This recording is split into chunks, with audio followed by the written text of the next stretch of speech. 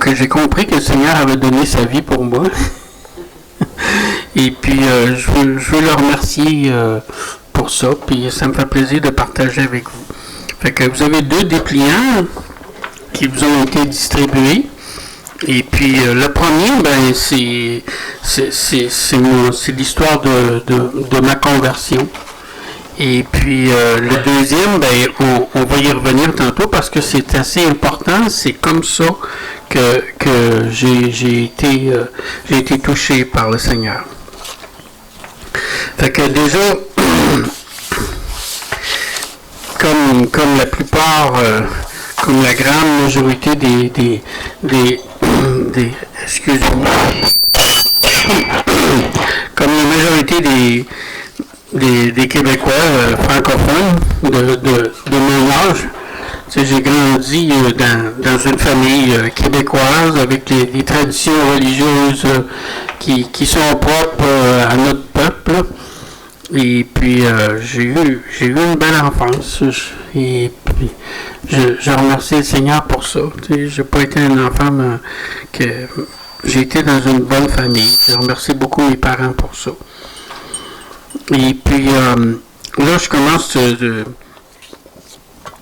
commence au début, là, quand il dit ici, lorsque j'étais ado, en fait, c'est plus quand j'étais jeune adulte, là, vers 21 ans, je me posais des questions sur les choses spirituelles. Et puis, on va tourner la page 1, puis je vais lire ce qui est écrit, puis je vais le commenter de temps à autre, là, tu sais. Fait que là, lorsque j'étais jeune, enfin de jeune adulte, si on peut dire, je me posais des questions sur les choses spirituelles. Mais il faut dire que quand j'étais jeune, j'étais servant de messe, j'étais enfant de cœur, puis j'aimais la religion. Tu sais, même pour un enfant, là, c'était quand même peut-être pas si fréquent que ça, mais j'allais souvent à l'église. Et puis, bien plus souvent que ce qu'on demandait. Et puis, parce que j'étais porté... Oups, ça descend, ça. J'étais porté vers les choses spirituelles. J'avais une vraie recherche... une vraie recherche de Dieu qui était là dans mon cœur, même dès mon enfance. Fait que vers l'adolescence, vers l'adolescence, là, on se posait des questions avec des amis. Et puis on se demandait, mais comment ça se fait, mais d'où ça vient tout ce qu'on a autour de nous autres? Ça s'est pas fait tout seul. On réalisait là, qu'il y avait quelque chose, puis fait qu'on se posait des questions, tu sais. Puis dans ce temps-là, ben, c'était plus à la mode aussi, on parlait des petits bonhommes verts, tu sais. Fait qu'on se disait, bon, mais est-ce que c'est des petits bonhommes verts qui sont arrivés ici, puis tu sais, fait que... mais en tout cas, on n'a jamais trouvé de petits bonhommes verts, là. Et puis, fait qu'on je me posais des questions. Comme beaucoup d'adolescents, je m'étais détourné de l'église aussi, puis là, je suis retourné, tu sais, puis pour jouer, mais écoute, tu sais, il y a quelque chose, puis, mais quand je suis arrivé, j'ai retourné, mais là, je l'ai pas, la présence de Dieu, je l'ai pas discerné. Oui, j'ai entendu parler de lui, mais je ne le voyais pas, je ne le sentais pas. Je dirais même que je ne l'entendais pas. Certes, il y avait des belles choses, mais lui, il n'y était pas. Alors, je continue malgré tout à être attentif. Puis ça, je remercie le Seigneur pour ça. J'ai continué à être attentif. Un jour, une de mes amies, avec qui j'étais proche, que je n'avais pas revu depuis un certain temps, revint pour un court moment près de chez moi et arrêta de me saluer pour m'annoncer une bonne nouvelle. Puis c'est ce qu'on vient de dire aussi, que l'Évangile, c'est une bonne nouvelle. Hein? On dit en grec, l'Évangile, c'est euangelon. Ça veut dire comme on va dire euphorie. Tu sais, c'est bon. L'Évangile, c'est bon. Tu sais. Non, c'est une bonne nouvelle. Elle aussi, elle cherche Dieu. C'était une de mes amies, puis avec laquelle on se posait des questions. Puis elle était vraiment pressée, là. Elle avait arrêté juste en passant. Et puis, elle me racontait à la sauvette qu'elle avait rencontré des chrétiens et qu'elle l'avait trouvé. Elle l'avait trouvé. Et alors, puis, c'est ce que vous avez vu sur la petite invitation, là. Elle était rayonnante de joie. Je la vois encore, même si ça fait au-dessus de 40 ans de ça, là, tu sais. Elle était rayonnante de joie. Jamais je l'avais vue ainsi. Peu de temps après, je suis allé les visiter parce qu'elle habitait avec sa sœur. Et dans une autre région, là, ben moi j'étais en Montérégie, elle était rendue à Sherbrooke, en Estrie. J'ai assisté à une réunion, puis peut-être une autre aussi.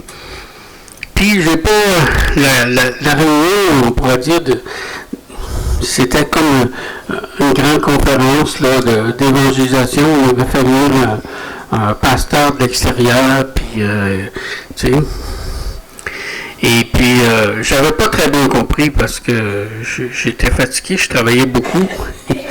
Je n'avais perdu des petits bouts. Là. J'avais voulu pas faire ça le matin, là, bonjour, si vous voulez. Alors, mais à la fin, il eut une invitation pour s'avancer et pour rencontrer et prier avec un conseiller. Puis là, je me rappelle, là, je me retourne de bord, puis je voyais une de mes amies, puis elle pleurait à chaudes larmes, puis tout ça. J'ai dit, moi aussi, je le veux, ce bonheur-là. Moi aussi, je le veux. Moi aussi, je veux connaître ça, cette joie-là. Donc, c'est ce soir-là que mon repentir a commencé. C'est ce soir-là que j'ai commencé à être vraiment touché par le Seigneur. Puis je vais vous en parler tantôt. Cependant, même si j'avais réalisé que j'avais besoin de connaître la repentance, que j'avais besoin de me repentir de mes péchés, mais ça s'était passé seulement dans ma tête. Mon cœur, lui, n'avait pas été touché. Donc, ce n'était que dans ma tête que tout cela s'était passé. Au fond de mon cœur, je me croyais bon. Je travaillais beaucoup. Alors, je pouvais travailler. J'avais un petit restaurant dans ce temps-là. Et puis, j'étais seul. Je pouvais travailler 80 heures, 100 heures par semaine. Tu sais, ça n'avait pas de bout. Tu sais, puis je travaillais beaucoup. J'ai aidé les gens autour de moi. Tu sais, il y avait des gens qui n'avaient pas rien pour payer à manger. Je leur payais le lunch. Tu sais, ça ne m'a pas amené bien loin, là, cette affaire-là. Là. Mais, et puis, je travaillais beaucoup. J'ai aidé les gens autour de moi. J'étais honnête. Tu sais. Des fois, j'avais des gens qui me demandaient quelque chose. Ils savaient qu'il fallait que j'aille dans l'entrepôt pour aller chercher. Tu sais, pendant ce temps-là, ils me volaient en avant. Je savais qu'ils me volaient. Tu sais, je dis... Mais ça fut environ 4 ou 5 semaines plus tard, à la suite d'une bien triste expérience, que je réalisais que j'avais encore du péché dans ma vie. J'avais gardé un jardin secret. C'est vraiment à ce moment-là que j'ai réalisé que je suis un pécheur. Je n'ai pas dit j'étais parce que je le suis encore. Que je suis un pécheur. Et m'étant tourné vers lui dans la prière, puis je me rappelle, j'étais assis dans mon salon Et puis, ça allait pas. Et puis là, j'avais honte. Tu sais, le Saint-Esprit agissait en moi. Et puis, j'avais honte. Je réalisais que j'avais péché. Et puis là, c'est là que je me suis tourné vers le Seigneur. Puis que j'ai crié. J'ai dit, Seigneur, si tu ne me pardonnes, qui me pardonnera? Mais là, mes amis, là, il s'est passé quelque chose de merveilleux. J'ai senti la présence de Dieu venir sur moi, venir en moi. J'ai senti que le Seigneur était là, puis qu'il venait de me toucher. À ce moment-là, j'ai reçu une paix que je n'avais jamais connue. Je venais de recevoir son pardon. Oui, étant jeune, j'étais très religieux. C'était de la religion, ma religion, et non la sienne. Là, oui, là, je venais pour la toute première fois d'avoir une véritable relation avec lui.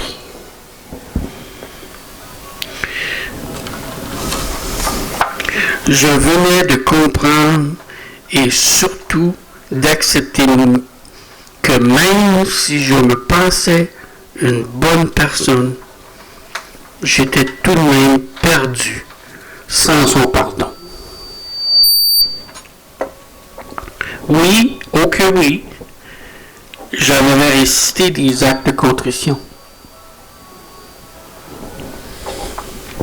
Oui, oh que oui, j'observais bien sincèrement toutes les prescriptions et étais assidu aux offices de mon église, même si rendu adolescent puis jeune adulte, je m'étais quand même éloigné.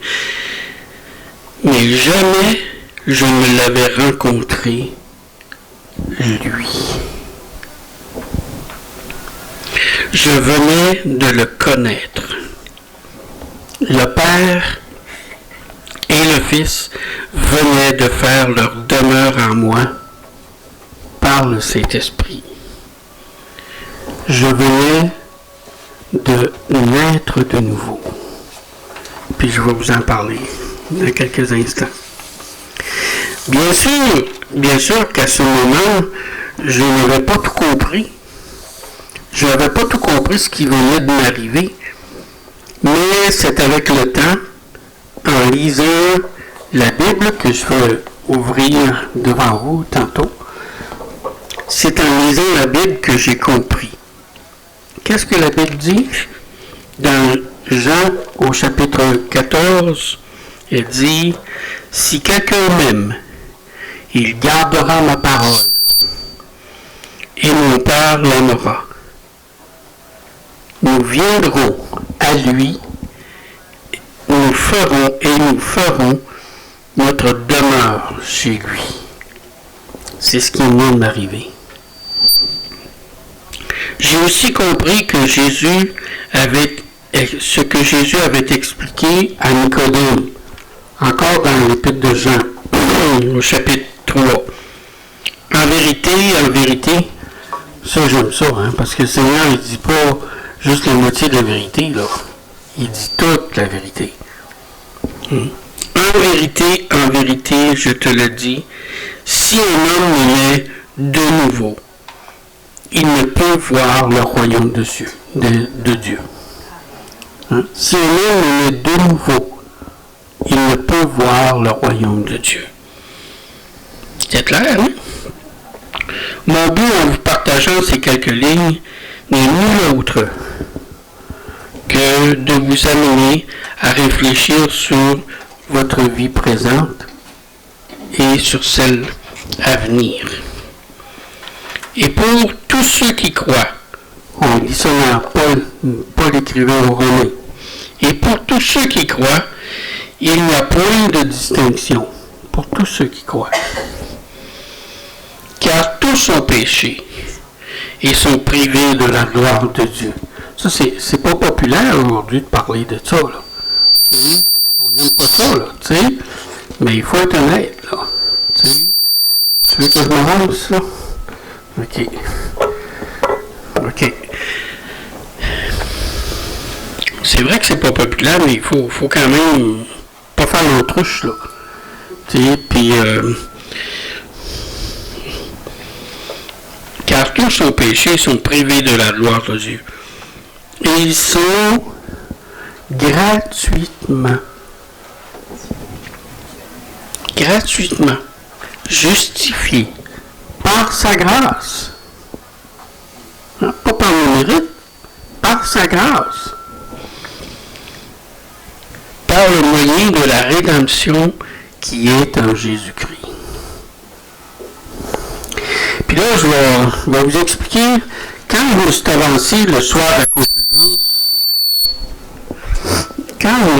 j'en ai mon ami, là, avec moi. Je sais pas si elle va vouloir tenir, là. Elle tiendra pas là, certain. Tu sais, mais on va la donner à M. Garnier, là. Il va nous prendre soin. Bon, le soir de la conférence, quand je me suis avancé, ben, il y a quelqu'un qui est venu me voir, et puis, il y a quelqu'un qui est venu me voir, justement, puis là, on a ouvert la parole de Dieu ensemble, on s'est enlevé s'asseoir un peu en retrait, puis là, il a ouvert la parole, puis il me montrait tout ce que je viens de vous enseigner, qu'on a besoin du Seigneur, puis on a besoin de l'aide de nous, mais je comprenais pas. Fait que, c'est pas parce que je suis pas, tu sais, scolarisé, mais ça rendra pas. Fait que, un moment donné, il se lève et il dit, tiens, il va voir son épouse. Il dit, t'as-tu un petit livre sans parole dans ta sacoche? Fait qu'elle a dit oui. Fait que j'en ai reproduit un ici. Tu sais. Et oui, c'est un petit livre, là, ici, ils ont écrit quelque chose, là, mais c'est un petit livre, normalement, il n'y a rien. C'est juste des couleurs jaune, noir, rouge, blanc, puis vert. Puis le plan du salut, si on peut s'expliquer comme ça, c'est comme ça que moi j'ai compris. Et il m'a dit, à quoi ça te fait penser, ça? Puis là, c'est ce qu'il m'a expliqué, puis je vais vous l'expliquer à vous aussi, en même temps. Ben là, le ciel, hein, ça nous fait penser la lumière, le soleil, le jaune, c'est ça que ça nous fait penser. Mais sais-tu qu'est-ce que le Seigneur dit? Je vais le mettre ici de côté, là, parce que vous voyez, mon ami aussi, là, elle a la tête haute. C'est quelque chose qu'on utilise quand on parle avec des enfants, mais moi, je pense que j'ai encore mon cœur d'enfant. Puis, fait que, ça nous fait penser, le jaune, ça nous fait penser au ciel. Puis, sais-tu qu'est-ce que la Bible dit? Ça dit, au ciel, les rues seront d'or pur. Regardez, et il parle de la Nouvelle Jérusalem, quand toutes les choses, en tout cas, je ne veux pas tout expliquer ça ce matin, mais il va y avoir un moment donné une nouvelle ville, le ciel et la terre ne seront plus, puis il y a une nouvelle ville qui va descendre, et puis ça va être extraordinairement beau. Et puis ça dit aussi, les 12 portes de cette ville-là étaient 12 perles.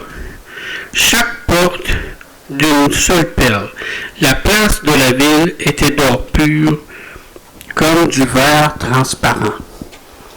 Savez-vous, de l'or, hein, ça me fait penser, mais savez-vous de l'or, si on la faisait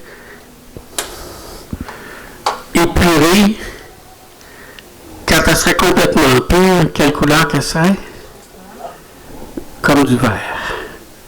Transparent comme du verre. Ça prend 40 ans. Ça prendra 40 ans de la faire épurer comme ça. Puis c'est ça qu'il me dit. Si la place de la ville était d'or pur, comme du verre transparent.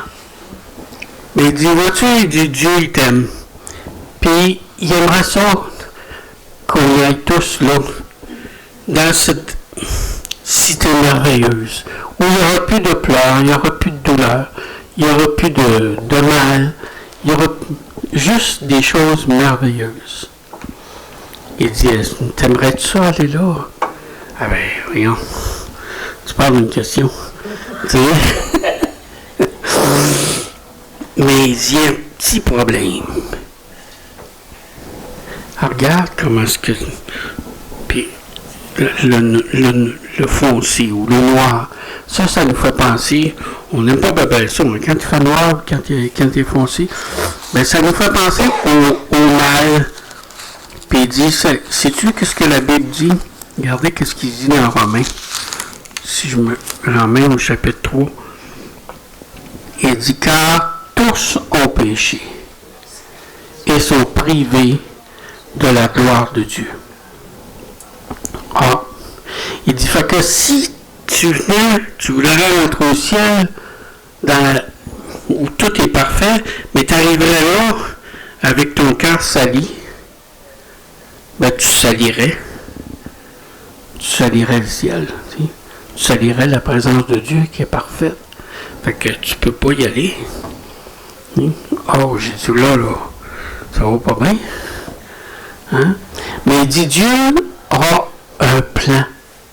Dieu a un plan merveilleux. Hein? Puis regardez ce que c'est son plan. Le rouge. À quoi ça vous fait penser, le rouge? Oui, le sang de Jésus, hein, qui a coulé à la croix. Ça nous fait penser à l'amour. Hein, comme à Saint-Valentin, là, tu sais, puis tout ça. Ben, ça nous fait penser à l'amour de Dieu. Puis regardez ce que la Bible dit. Mes petits-enfants, je vous écris ces choses afin que vous ne péchiez point. Si quelqu'un a péché, nous avons un avocat auprès du Père, Jésus-Christ le juste.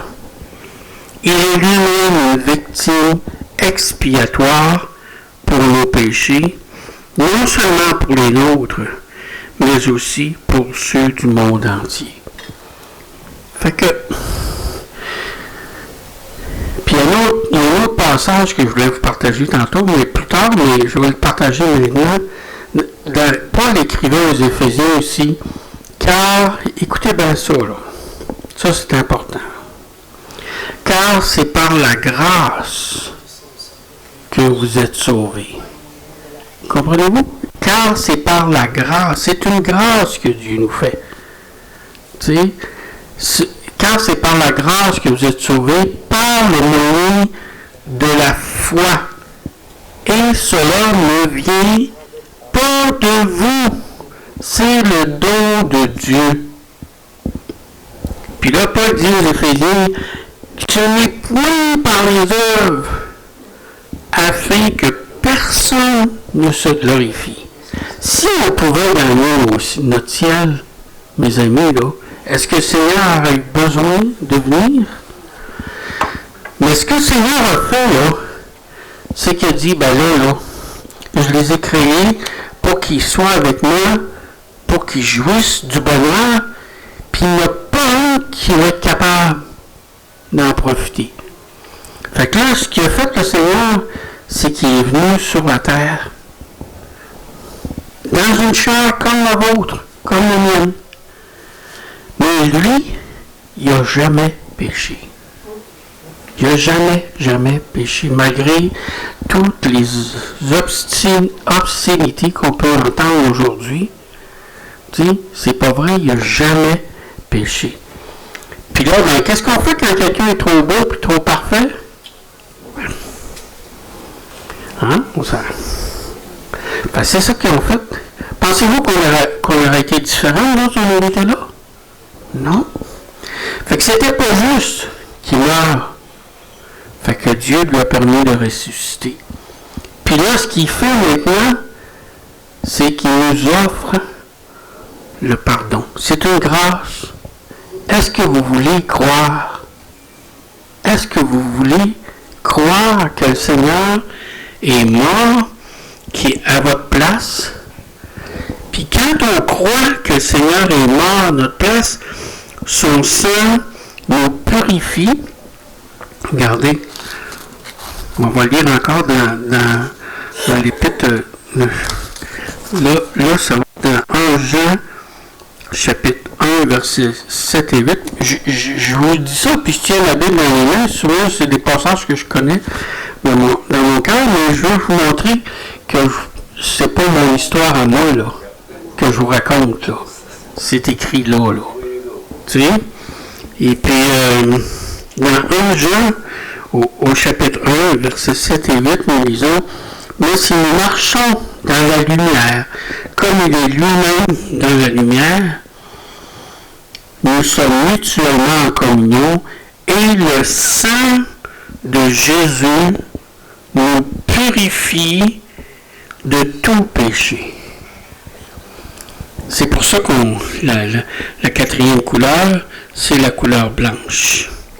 Pour montrer qu'est-ce que le Seigneur a fait dans nos vies. Puis là maintenant, on est rendu à la couleur verte. Puis la couleur verte nous fait penser à l'espérance. Regardez ce que Paul dit aux Romains, au chapitre 8, le verset 23-25. Il dit: et ce n'est pas elle seulement. Pardon. Oui. Et ce n'est pas elle seulement, mais nous aussi qui avons les prémices de l'Esprit, parce que quand on vient, quand on est de nouveau, on reçoit le Saint-Esprit en nous. Hein? Nous avons les prémices de l'Esprit et nous soupirons nous-mêmes en attendant l'adoption, la rédemption de notre corps.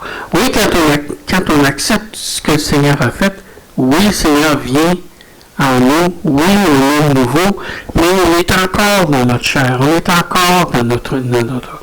Puis même si on meurt, mais le Seigneur n'a pas juste sauvé notre âme, même si ça a été marqué ici, là, il vient sauver mon âme, c'est notre corps aussi que le Seigneur a sauvé.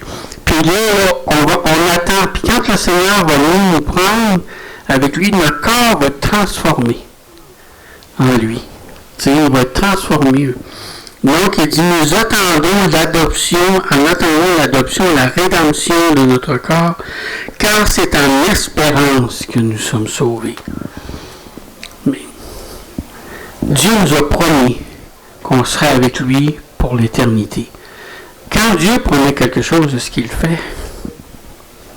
Moi, je peux bien vous dire, attendez-moi à une heure sur le coin de la rue, je vais venir vous prendre. Mais je peux peut-être être jamais là. Tu sais? Mais Dieu, lui, il tient toujours sa parole. Tu sais?